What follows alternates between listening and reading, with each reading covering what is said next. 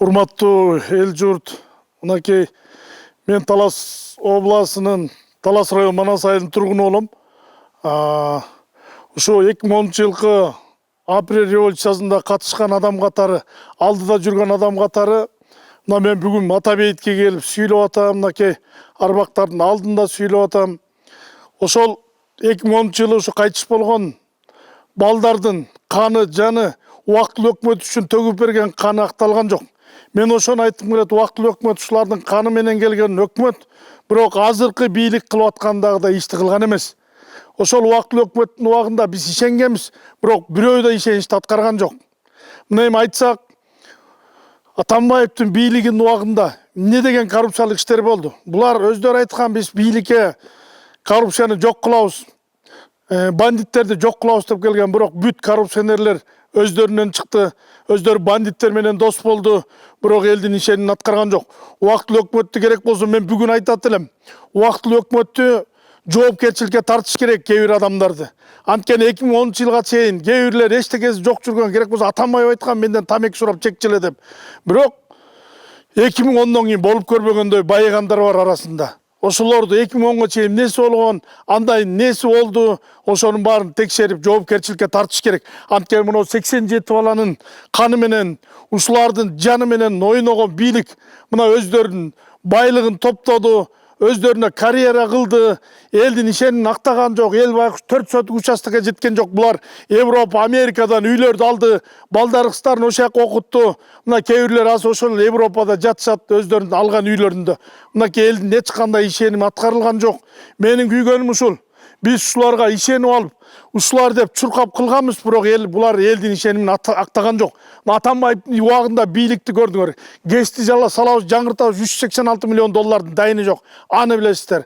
Мынакей тарых музейин жаңыртабыз деди. Ал жерде эмне болгонун баарыңыздар жакшы билесиздер. Ал жерде коррупциялык иштер ачылды. Убактылуу өкмөт өзү негизи жооп бериш керек. Жооп бере турган убак келди.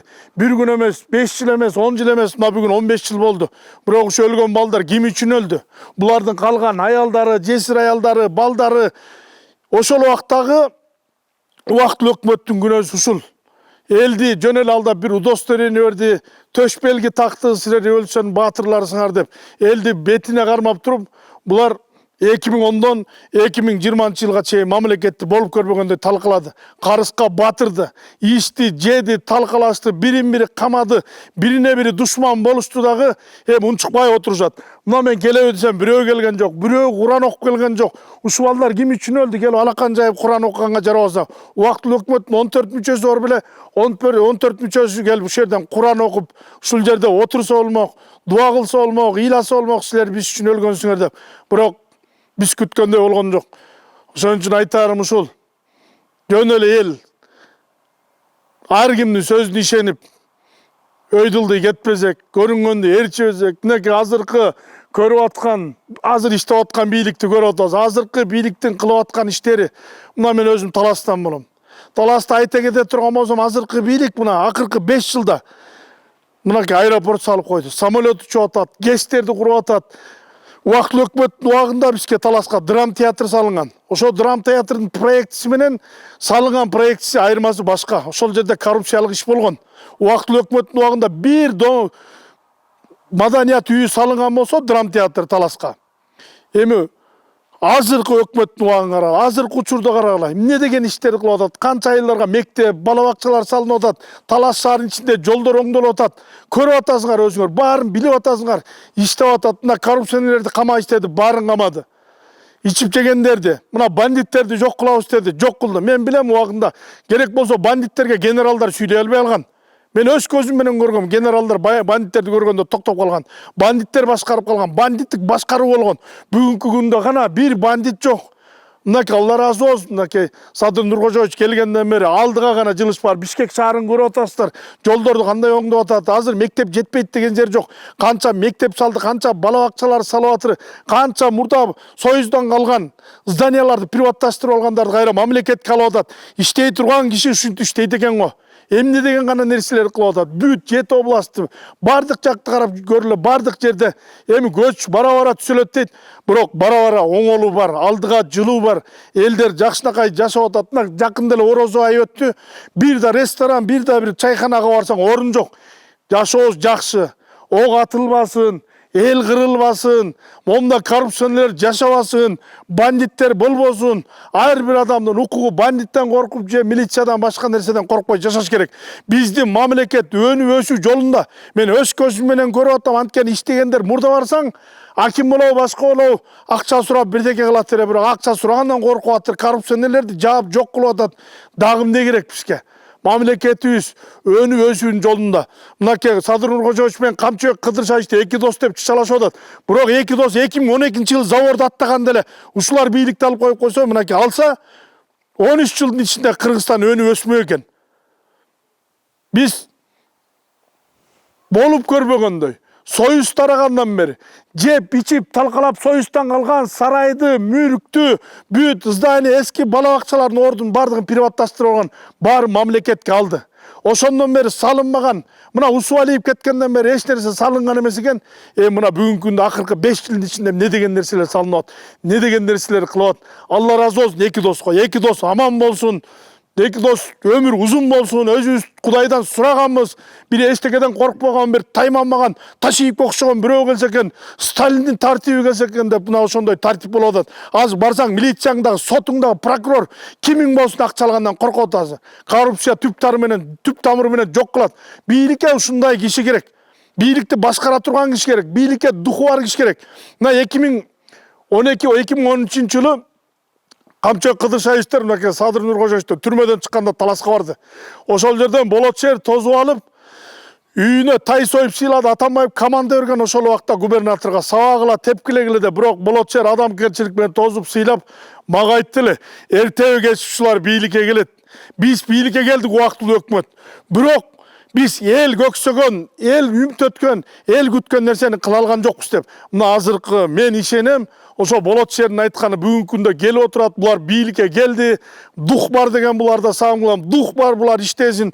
Духун көргөзүп атат, ишин көргөзүп атат. Жетим жесирге үй салып берип атат. Мынакей эмне деген мугалимдер, көзү сокур, Азиз Чолок мунчулар баарына үй берип атат. Бекер берген, бекер берип атат. Ипотекага барган, ипотека берип атат. Мына 2026-жылдын аягына чейин 50 000 үй салабыз дейт. Эли үй салынган эмес убагында. Билебиз баардыгын, ичип жеп талкалап. Мына Атамбаев менен Сооронбай Шариповичти урушуп кетти дейт. Эмнеге урушуп кетти эл журт? Эмнеге урушуп кетти экөө? Асымбек Бекназаров менен Атамбаевти биз өзүбүз ушундай эл экенбиз да. Экөөнүн сүйлөшкөнүбүз интернеттен укканбыз. $400,000 алып сен таможняга өзүң кишиң коюпсуң деп Бекназаров айтып атат. Ошо таможняга койгону Райым миллион болчу. Райым миллиондун акчасын талашып, Сооронбай Шарипович менен Алмаз Атамбаев экөө урушуп кеткен. Берди акча талашып урушуп кеткен. Мамлекеттин кызыкчылыгы эмес. Ишенген Сапари Сакуун көрдүңөр. Тарых музейин талкалады. Кетти талкалады. Эмне деген коррупциялык иштерди кылып кетти. Мына бүгүнкү күндө андай иштер жок.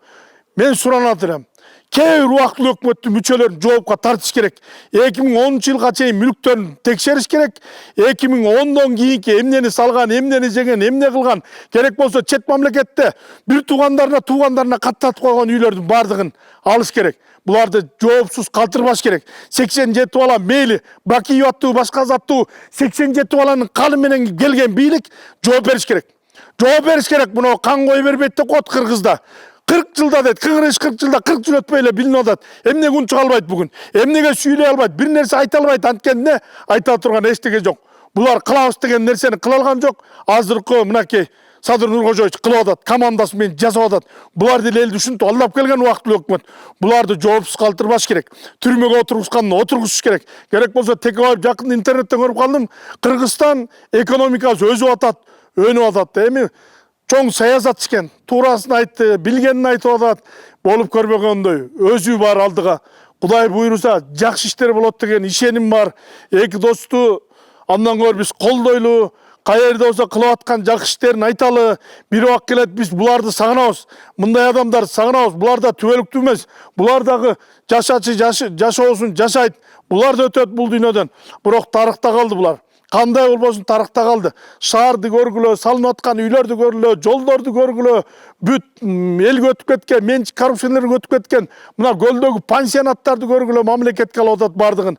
Эми убакыт өзү бара-бара көчсөлөт, убакыт көрсөтөт. Кудай буйруса ишеним бар. Садыр Нуркожоевич менен Камчыбек Кыдыршайыч иштеңиздер, алга жылыңыздар, элге жакшылык кылып атасыздар, жакшылык кыла бериңиздер.